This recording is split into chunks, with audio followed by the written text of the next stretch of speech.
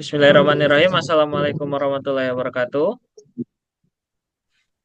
Waalaikumsalam warahmatullahi Assalamualaikum warahmatullahi wabarakatuh. Sebelumnya, perkenalkan kami dari kelompok 3, yang dimana kelompok 3 sendiri berisi ada 9 orang, yaitu ada Habib, Ajis, Adit saya sendiri, Rini, Tommy, Aldi, Fajar, Dosma, dan Zilvia. Baiklah, di presentasi kali ini kami akan mempresentasikan tentang aplikasi AI generatif dalam telekomunikasi yaitu reinforcement learning. Baiklah, untuk yang pertama akan dijelaskan oleh Dosma. Kepada Dosma, dipersilakan.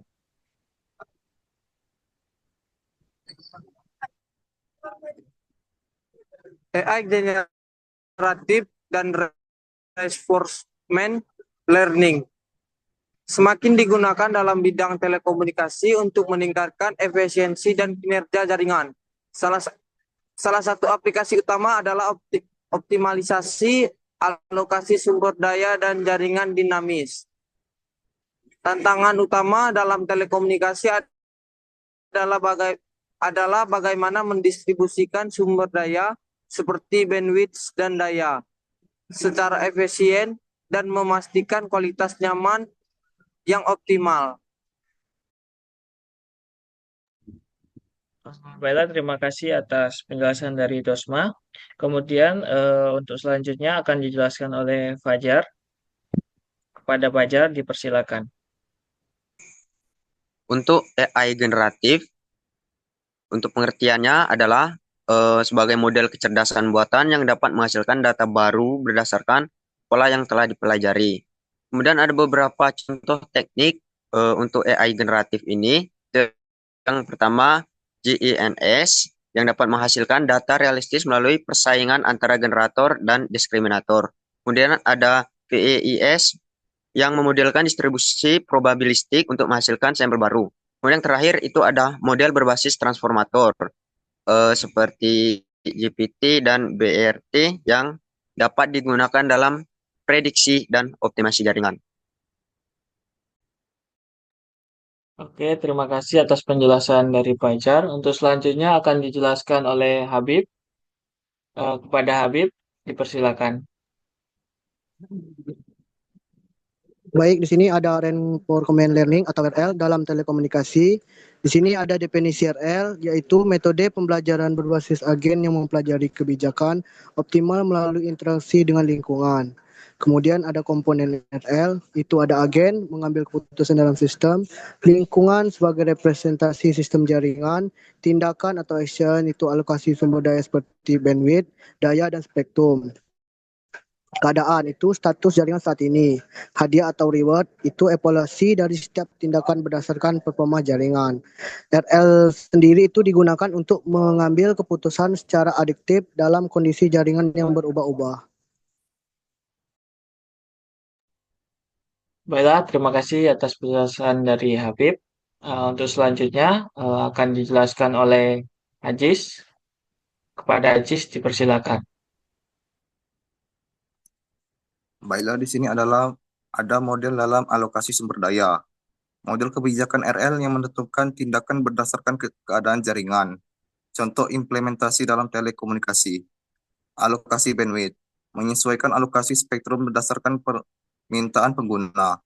Distribusi daya. Mengoptimalkan konsumsi daya untuk meningkatkan efisiensi. Penjadwalan jaringan. Menentukan prioritas lalu lintas data secara otomatis. Baiklah, terima kasih kepada Ajis yang sudah menjelaskan tentang model RL. Kemudian ada eh, perannya tersendiri yang akan dijelaskan oleh Aldi. Kepada Aldi, dipersilakan.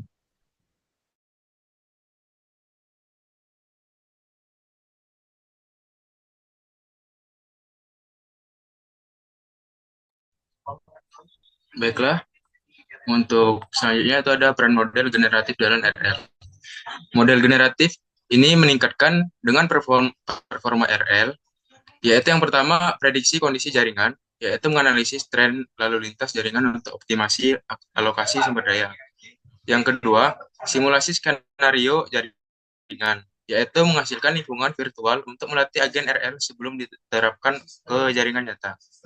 Dan yang terakhir, yaitu mengurangi ketergantungan pada data nyata, yaitu memungkinkan pembelajaran yang lebih cepat tanpa gangguan operasional. Baiklah, terima kasih kepada Aldi yang sudah menjelaskan tentang peran telekomunikasi dalam RL.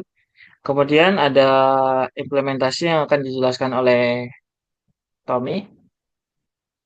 Kepada Tommy, dipersilakan.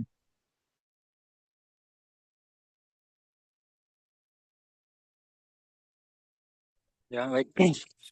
Tolong slide-nya. Baik, terima kasih sebelumnya. Di sini ada implementasi dalam telekomunikasi. Yang pertama ada contoh penggunaan AI generatif dalam era industri telekomunikasi. Terus optimalisasi spektrum frekuensi, yang dimana menyesuaikan alokasi spektrum secara otomatis untuk menghindari interferensi. Lalu ada manajemen lalu lintas jaringan, yang dimana mengalokasikan kapasitas jaringan sesuai dengan permintaan pengguna secara real time. Lalu selanjutnya ada alokasi sumber daya di jaringan 5G dan beyond, yang dimana menggunakan AI untuk meningkatkan efisiensi dan adaptasi terhadap permintaan dinamis. Terima kasih pada Tommy yang sudah menjelaskan tentang implementasi dalam telekomunikasinya sendiri. Kemudian ada keuntungan dan tantangannya sendiri yang akan dijelaskan oleh Zilpia. Pada Zilpia, dipersilakan.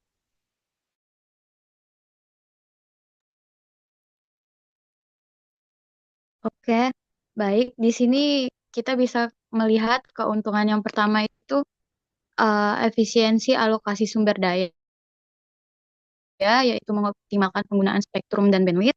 Yang kedua, peningkatan kualitas layanan atau QoS, yaitu memastikan pengalaman penggunaan yang lebih baik. Yang ketiga, adaptasi terhadap perubahan kondisi jaringan, yaitu RL memungkinkan sistem untuk belajar dan beradaptasi secara otomatis. Dan tantangannya yang pertama itu kompleksitas model, yaitu memerlukan daya komputasi tinggi untuk pelatihan dan inferensi. Yang kedua, kebutuhan data pelatihan yang besar.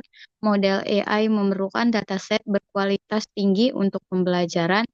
Yang ketiga, keamanan dan privasi data, yaitu memastikan perlindungan terhadap serangan cyber dan kebocoran. Terima kasih kepada Zilpia yang sudah menjelaskan tentang keuntungan dan tantangannya sendiri. Untuk yang selanjutnya ada kesimpulan yang akan dijelaskan oleh Rini. Kepada Rini, dipersilakan.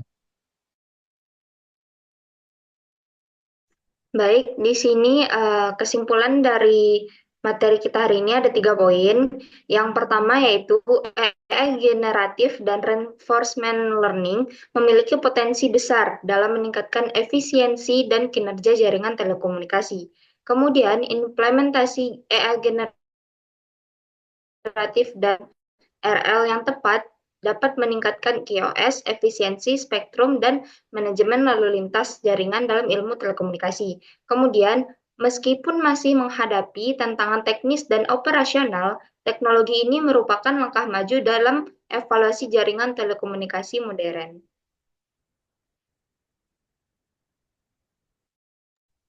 Baiklah, terima kasih pada Rini yang sudah menjelaskan mengenai kesimpulannya sendiri. Baiklah, mungkin hanya itu yang bisa kami sampaikan mengenai aplikasi AI generatif dalam telekomunikasi reinforcement learning. Apabila ada salah kata dari kami yang kurang berkenan, kami mohon maaf. Kami akhiri. Wassalamualaikum warahmatullahi wabarakatuh.